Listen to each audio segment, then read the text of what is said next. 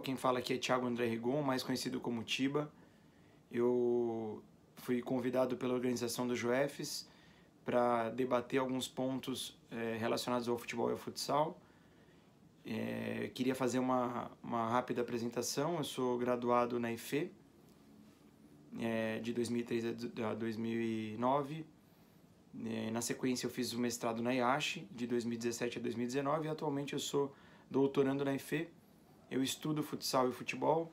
A gente também tem um grupo de estudos na IFE, que eu já convido vocês de antemão para conhecer, do qual eu organizo a parte temática e de pesquisas e estudos.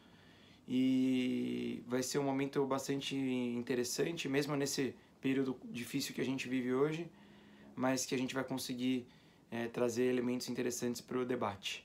Espero contribuir com vocês, beleza? Obrigado. Eu vou fazer o seguinte, eu vou seguir num esquema de pergunta e resposta. Eu pretendo não me estender muito nas respostas, até para não ficar alguma coisa maçante, mas eu vou tentar, dentro de um tempo aí razoável, desenvolver as ideias a partir do que foi trazido como questão. A gente tem algumas questões, e eu vou começar pela primeira, que fala de conceito de jogo de futebol, né? A pergunta é se o conceito de jogo de futebol está diretamente relacionado com o comportamento dos jogadores e da equipe nas diferentes fases do jogo. Primeiro, eu acho que é importante eu dizer que eu estudo, né, exatamente isso no doutorado, na verdade, a construção de modelos de jogo, e eu tenho, antes de mais nada, trazido alguns termos que eu acho que são importantes para a gente conseguir desenvolver as ideias, né? Porque essas palavras, né, modelo de jogo, ideia de jogo, filosofia de jogo, às vezes elas se confundem um pouco, e eu acho que talvez seria importante, de forma bem breve, a gente falar um pouco sobre esses termos para depois a gente amarrar aí a resposta. Então, primeiro, assim, é bem complicado a gente falar de modelo, né, de jogo, ou de conceito de jogo, sem a gente conceituar, ou pelo menos dizer o que eles significam pra gente. E eu costumo dizer que falar do jogo é falar de um fenômeno complexo.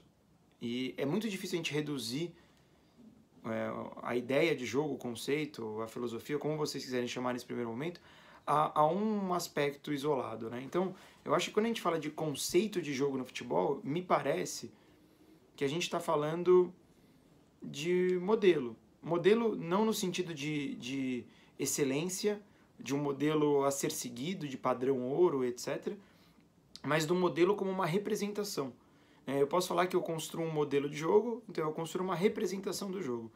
Quando eu falo que a minha equipe joga com determinados conceitos, eu estou falando que eu direciono a forma de jogar a partir de algumas bases que vão indicar os limites e as potencialidades do meu jogo. Então, eu vou dar alguns exemplos de ordem prática. Eu posso fazer um jogo mais vertical, eu posso fazer um jogo mais elaborado, eu posso fazer um jogo com uma defesa mais recuada, eu posso fazer um jogo com uma defesa mais avançada. E isso são, que a gente chama de constraints, né? São constrangimentos que indicam limites e potencialidades que a minha equipe pode explorar a partir dessa ideia de jogo, desse conceito de jogo. Eu acho que é importante também a gente dizer que, sim, na fase... com relação ao conteúdo procedimental, os momentos do jogo, que aqui a pergunta vem com o termo fases do jogo, que eu acredito que sejam sinônimos, ou vou tratá-los como sinônimos, né? Os momentos do jogo, ou seja, ataque, defesa, transição ofensiva, transição defensiva, sim, eles balizam a construção da minha ideia de jogo, do meu modelo de jogo, mas eles não só balizam, como eles também necessitam de um aprofundamento maior. Porque eu posso falar que a minha equipe, por exemplo, marca zona, né? E aí vamos falar do futebol, mas eu acho que a gente pode trazer alguns exemplos do futsal também. Porém, a minha equipe pode marcar zona em determinados momentos e individual em outros. Então, dentro do momento defesa, ou eu prefiro até falar de momento com bola, momento sem bola, transição para o momento com bola e transição para o momento sem bola.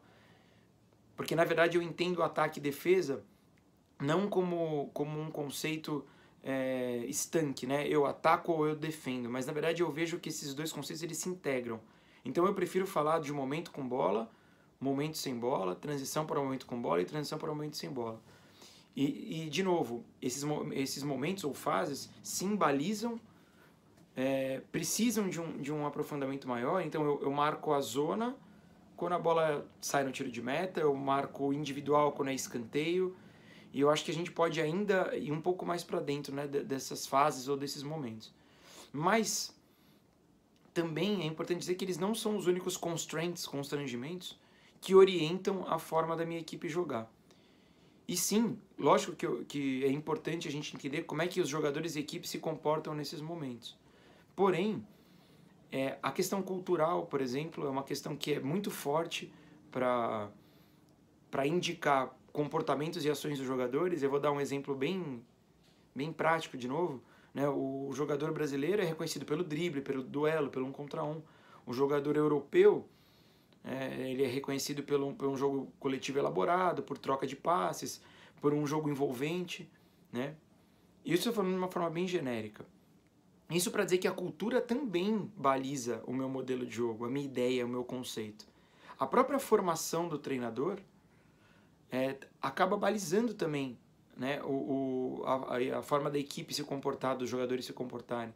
Da mesma forma, o nível que aquela equipe atua, se é lazer, se é educação ou se é alto rendimento, acaba direcionando, né, agindo como um constraint, um constrangimento, também com relação aos comportamentos e ações que vão ser desenvolvidos no jogo. Então, eu encerro essa questão dizendo que, sim, eu acho que a ideia, o conceito de jogo, o modelo de jogo, ele está relacionado com o comportamento dos jogadores e equipes nas fases do jogo, nos momentos do jogo, mas é importante que a gente entenda com bastante cuidado tudo isso, para a gente não identificar uma resposta simples para um fenômeno que é complexo.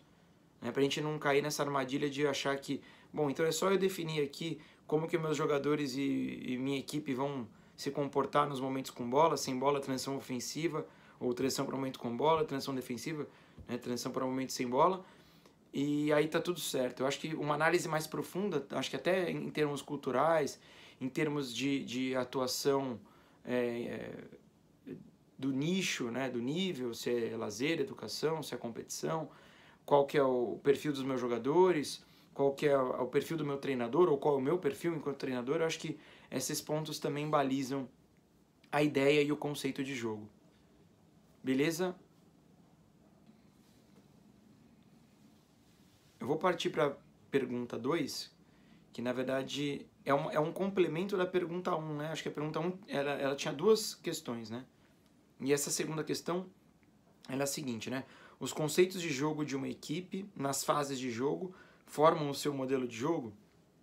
Eu acredito que eu já consegui atender na resposta 1, né? Lembrando que o modelo no sentido de representação de alguma coisa, né? Então, um modelo de jogo é uma representação de como uma equipe deve atuar, ou como eu gostaria que a minha equipe atuasse, né?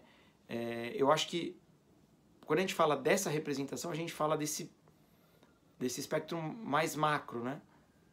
Não é uma coisa simples, não é uma coisa com um elemento só e causa efeito, né? Então, então eu tenho um conceito de jogo, minha equipe se comporta conforme eu desejo, conforme o meu plano tende a ser desenvolvido, né, pensando na eficácia, no rendimento no sentido de ter um bom desempenho procedimental, né? Então acho que a gente precisa entender que essa palavra, esse termo modelo, ele quer dizer muita coisa, porque tem muitos constraints, muitos constrangimentos que interferem, que influenciam, que impactam na construção do seu modelo de jogo. Como eu já disse, só para retomar, a questão cultural, a questão da formação do treinador, do perfil do treinador, das ideias do treinador, a questão da equipe, né, dos jogadores, do nível dos jogadores, do perfil dos jogadores, do nicho que eles atuam, né, qual que é a competição, qual que é o tipo de proposta, né.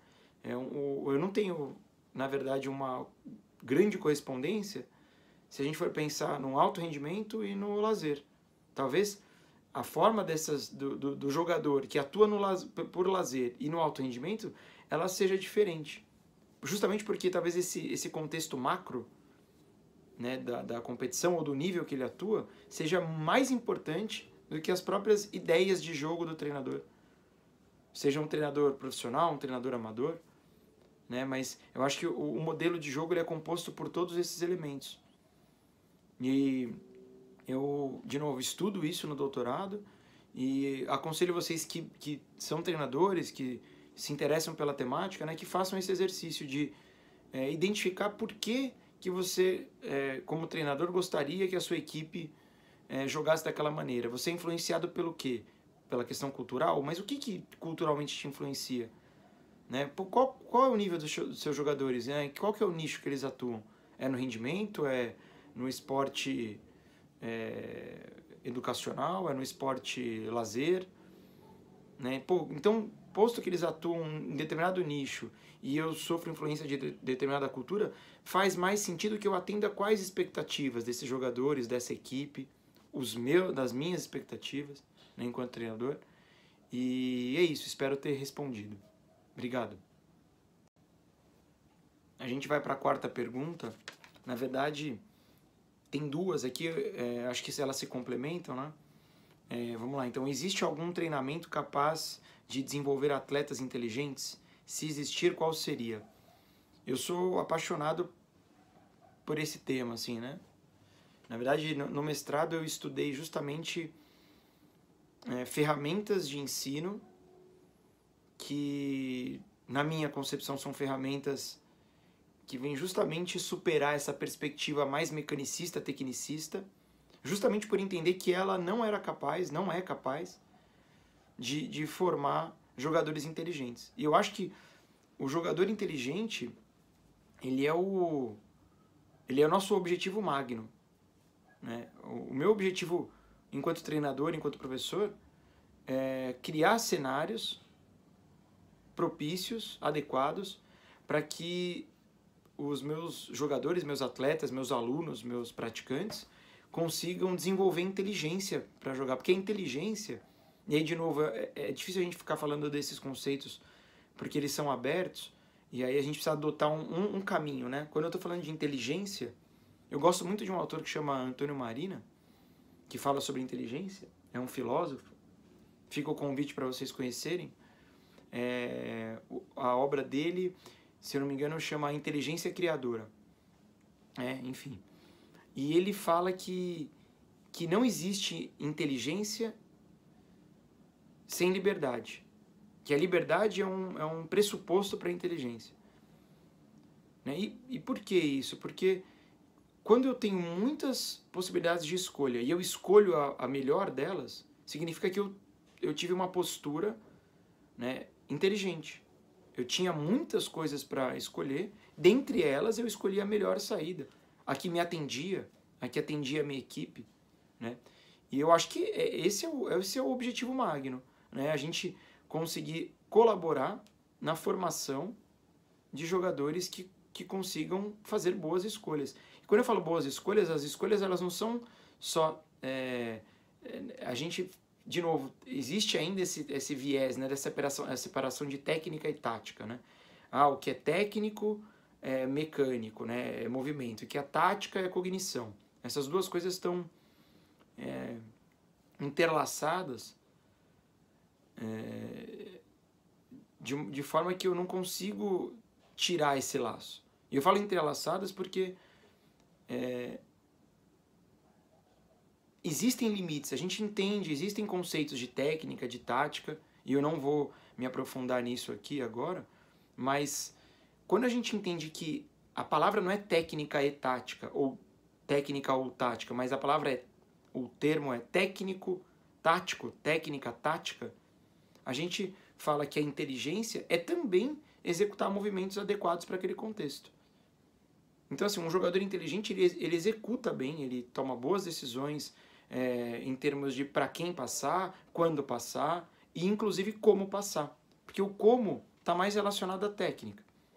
E talvez o porquê, o quando, ele esteja mais relacionado à tática. Mas, de novo, eu estou colocando isso tudo dentro do mesmo termo. De novo, eles estão entrelaçados. E isso faz com que eu pense que, bom, até para retomar a pergunta 3, né, eu preciso de uma didática agora, que seja adequada para formar jogadores inteligentes, né, que vão responder bem aos problemas do jogo. Porque, na verdade, a gente tem uma falsa impressão de controle do jogo enquanto treinador. Na verdade, o treinador ele não consegue controlar o jogo. Essa forma ainda cartesiana de pensar, né, e que identifica ou tenta identificar uma relação de causa e efeito direta, ela não se aplica ao jogo, porque o jogo ele é composto de decisão de quem joga. Eu posso, com um grande delay, orientar e falar sobre caminhos, ou até de forma prospectiva também, né, falar sobre possíveis caminhos, falar o que deu errado, retrospectiva, e falar o que pode ser feito para dar certo, de forma prospectiva. Mas esses treinos mecânicos, esses treinos que não atendem essa especificidade do jogo, eles acabam justamente se colocando como obstáculo para a formação de jogadores inteligentes. Então a minha resposta é a seguinte: existe um método, né, existe algum treinamento capaz de desenvolver atletas inteligentes? Sim, o jogo. O jogo. Porque se a gente quer ter proficiência nesse jogo, eu preciso treinar o jogo. De novo, eu estudei isso no mestrado. Ah, mas é o jogo coletivo? Não, não necessariamente o jogo coletivo. Pode ser o jogo reduzido, né? O jogo, enfim, que não aquele jogo institucionalizado, mas uma forma de jogo que contenha esse DNA do jogo institucionalizado e que me permita desenvolver competências e habilidades para, quando eu jogar o jogo institucionalizado, eu conseguir reproduzir essas competências, eu consigo atuar de forma competente também. Então, assim, a gente está falando agora de um outro elemento, que é da transferência. Eu preciso treinar alguma coisa que tenha uma transferência positiva para quando eu for atuar no maior nível, enfim. Né? Então, por que eu treino? Porque eu quero ter um bom desempenho no jogo. E a grande questão é que as metodologias mais tradicionais, eu prefiro chamar assim, mecanicistas, tecnicistas, elas propõem treinos que não necessariamente são treinos que têm uma boa possibilidade de transferência para o jogo real. Então, então se não tem, eu estou perdendo tempo no meu treino. Na verdade, eu digo mais, né? De novo, eu vou amarrar com outras questões. É a lente que a gente usa para enxergar o treino, o processo. E aí, talvez nesse caso, eu acho que, de novo, a gente precisa entender qual é a lente que a gente está usando, mas uma forma de desenvolver seria essa capacidade de jogar, essa habilidade, essa competência, como vocês quiserem chamar, ela tem que ser desenvolvida por meio de jogos, porque só o jogo tem os constrangimentos, né, aqueles limites e possibilidades, ou induzem limites e possibilidades que são, se não idênticos, muito similares aos do jogo real. E aí eu estou falando de novo de jogos, não necessariamente do jogo formal, o jogo coletivo, mas jogos que contenham os mesmos elementos do jogo oficial, que contém o DNA do jogo oficial. E, ao desenvolver isso no meu treino, eu acredito que eu estou colaborando para a formação de jogadores inteligentes. Ah, então existe uma fórmula mágica? Não, não existe uma fórmula mágica. Existe uma lógica por trás dessa ideia, que é justamente criar um ambiente mais propício para transferir aqueles conhecimentos que vão ser desenvolvidos para o contexto do jogo oficial, o jogo coletivo, etc. Ah, então qualquer jogo que eu fizer, ele atende os meus objetivos, esse processo? Não. Não, porque eu posso desenvolver comportamentos que vão justamente contra o que eu quero desenvolver no jogo coletivo, mesmo sendo um jogo. Então, não basta ser jogo. Agora ele precisa ser um jogo, e um jogo que desenvolva bons hábitos e que reverberem no jogo coletivo final, etc. Então, de novo, não existe uma fórmula mágica. Eu acho que existe um pressuposto que é se treinar por meio do jogo. Eu convido vocês também a conhecer um artigo que eu escrevi agora em julho, para a revista... desculpa, não sei se foi julho ou agosto, enfim, para a revista Corpo e Consciência, que eu ofereço uma matriz, justamente para facilitar, para subsidiar a construção de jogos. Não de qualquer jogo, não basta ser jogo. Precisa ser um jogo que atenda às minhas expectativas, que atenda às expectativas do praticante. E eu ofereço 4 matrizes. Na verdade, uma matriz com 4 classificações de jogo, né, que a gente pode falar que cada uma é uma matriz de jogo, e ela serve como subsídio, né, para você construir jogos que atendam diferentes objetivos. Por exemplo, desenvolvimento de questões técnico-táticas menores, desenvolvimento de comportamentos coletivos maiores, competitividade e etc. Certo? Então, vamos lá. Desenvolva por meio de jogos. Desenvolva por meio de bons jogos. Acho que são as 2 dicas aí. Ok? Obrigado.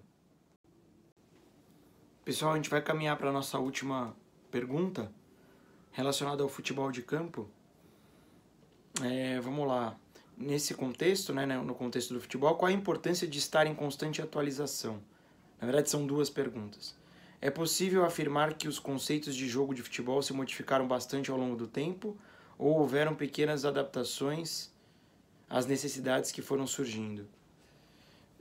Bom, acho que, de novo, quando a gente fala de jogo, de modelo de jogo, a gente está falando de uma representação.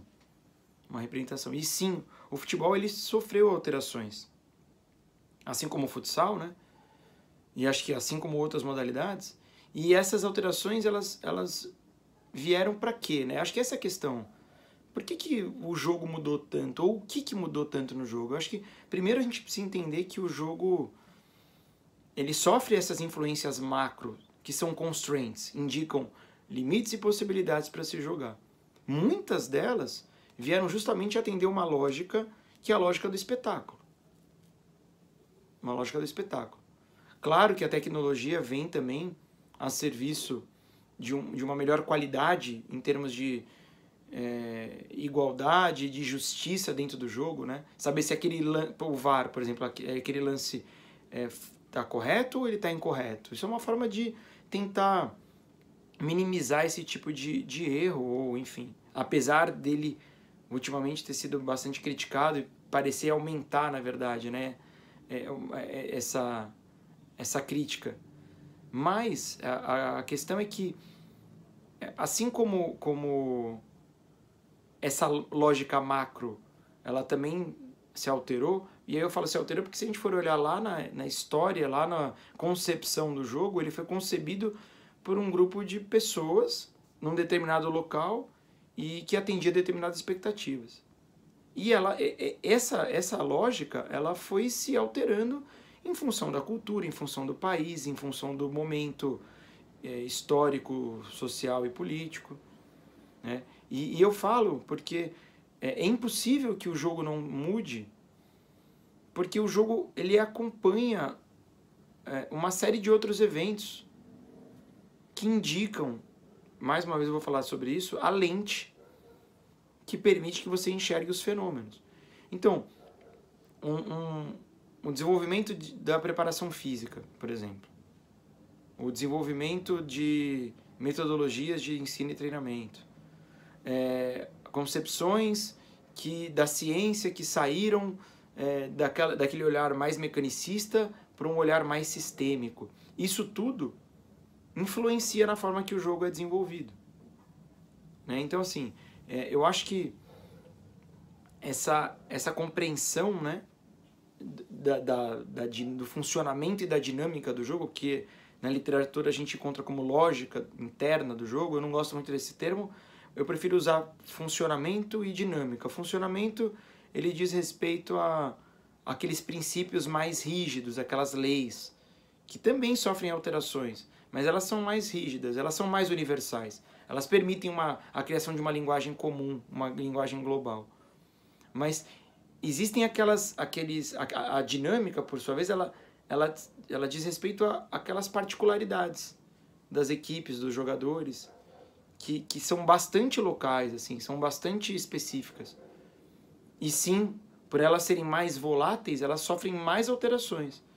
Né? Então, de novo, uma equipe brasileira joga diferente de uma equipe asiática, que joga diferente de uma equipe europeia, por conta de todos esses constrangimentos que influenciam no funcionamento e na dinâmica do jogo. Né? De novo, funcionamento e dinâmica, lógica interna. Eu acho que por conta também dessa rápida alteração, né, acho que muita coisa mudou. Se a gente for pensar, 30 anos não é tanto tempo assim. Né? O futebol tem mais de 100 anos. Né? Então, 30 anos não é tanto assim. Mas o jogo mudou muito em 30 anos. Se a gente for olhar, né, acho que, aí falando um pouquinho mais da questão tática e estratégica, a forma que as equipes se deslocavam, a forma que as equipes atuavam, a questão de quantos jogadores marcavam, de fato, né, atuavam defensivamente. Antes, o atacante não marcava, o meia não marcava. Né? Como que as equipes se comportavam em termos de movimentação? Era um jogo mais dinâmico? Era mais movimentado? Era um jogo mais lento? Então, assim, o exercício assista um jogo de 30 anos. Né? Um jogo de 30 anos atrás, vocês vão ver que parece outra modalidade. Né? Mas, de novo, o que acompanhou toda essa mudança? O que dirá um jogo de 50, 60 anos? Né? A mudança é mais significativa. Porém, eu acho que a gente chegou num estágio agora que é mais difícil que essas mudanças tenham essa magnitude. Né? Todo mundo fala agora, né, jargões, né? Não tem mais bobo no futebol, etc. Porque eu acho que existe esse intercâmbio também, né? Esse intercâmbio, eu quero dizer, não só de jogadores, né? Hoje, todas as ligas do mundo existem jogadores de todos os países, né? Ou de boa parte deles. Hoje os conhecimentos relacionados ao jogo são bastante difundidos, né, em todos os países, em todas as federações. Né? Cada uma utiliza de uma forma, mas eu acho que isso faz com que as forças se equilibrem um pouco mais. Né? Então, o jogo tende a ser um pouco mais parecido, mas mesmo assim existem muitos constrangimentos, principalmente a gente falou da questão cultural, que influenciam diretamente nessas concepções, nessas ideias e diretamente na forma de jogar, diretamente na maneira que as equipes e os jogadores se comportam.